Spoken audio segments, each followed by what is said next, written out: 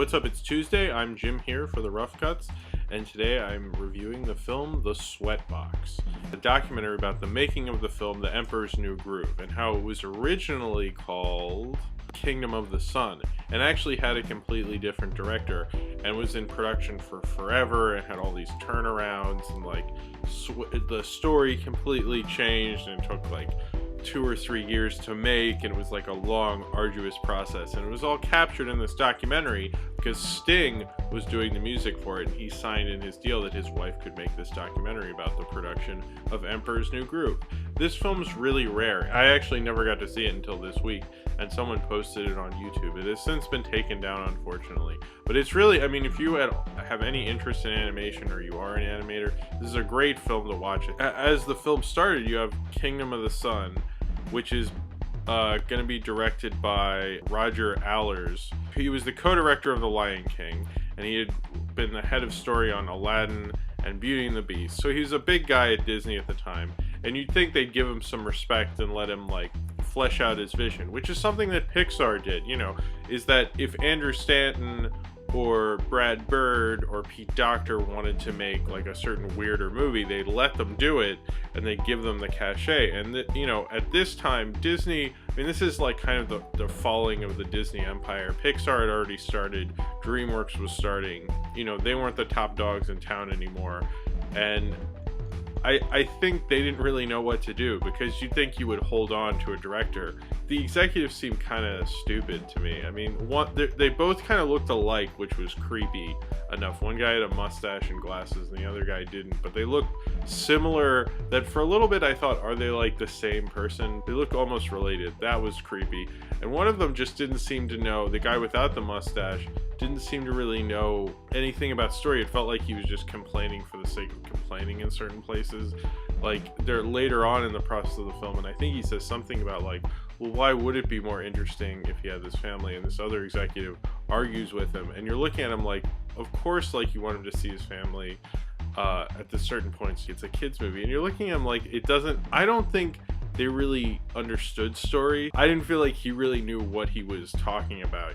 This is kind of an interesting look inside a big corporate feature animation studio, and just kind of the crap that goes on. It's kind of interesting to watch this movie now. Is John Carter just flopped.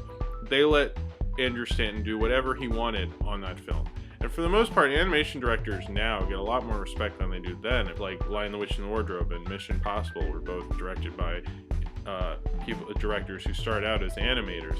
I don't think Roger Allers had the same kind of career path. No one was really looking out for him the way Pixar looked out for their directors, and he didn't end up directing another feature animated film in theaters until open season, which is kind of depressing. I think he looked like he really got burned on this. I like The Emperor's New Groove. I like that movie. I think it's cool. It has more of a Warner Brothers approach to it.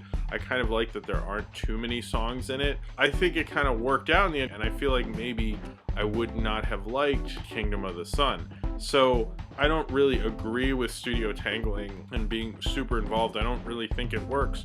But I think in this case, did it work out for the better for the film? Maybe, but I think, you kind of steamrolled this very talented director. He just made The Lion King. It's still one of the highest grossing animated films of all time. And if you made The Lion King now, I feel like Kingdom of the Sun would have been made the way he wanted it to be made.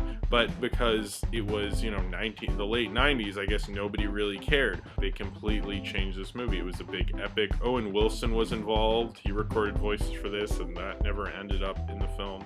Most of Sting's music that he wrote for this movie, for Kingdom of the Sun, just wound up on the soundtrack to Emperor's New Groove, but did not wind up in the actual movie to Emperor's New Groove. And maybe with John Carter, it's they let the opposite happen, and I think that didn't really work at all. Whereas, Emperor's New Groove, I think, is a pretty decent movie. This film does kind of have a message as hard as it is, maybe sometimes this process actually works for the film, and it comes out and you have great material.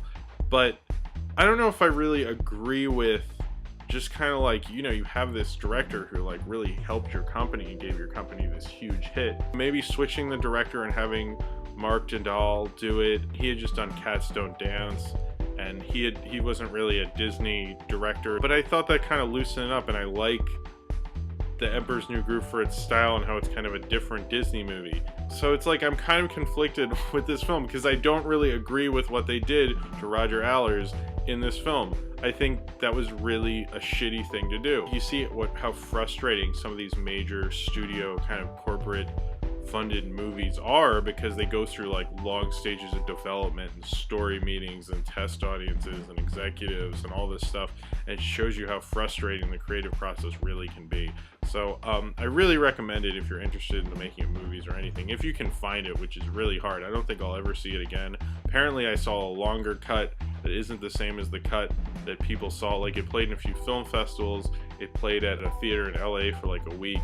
It just hasn't been widely seen. So if you can ever see the Sweatbox, I really recommend it. I think it's a really interesting movie. I don't think Disney will ever let it out, but it would make a hell of a good DVD release with Emperor's New Groove in this, because now I want to watch Emperor's New Groove again. So if you have seen the Sweatbox and you would like to talk about it, then comment below in the comments. Subscribe to The Rough Cuts if you haven't already. Subscribe to my main channel, which is in the info box below. Follow me on Twitter, Tumblr, and potentially VHX. And follow Earl Barrett Holloway's Tumblr, who does the picture at the beginning and the end of this video.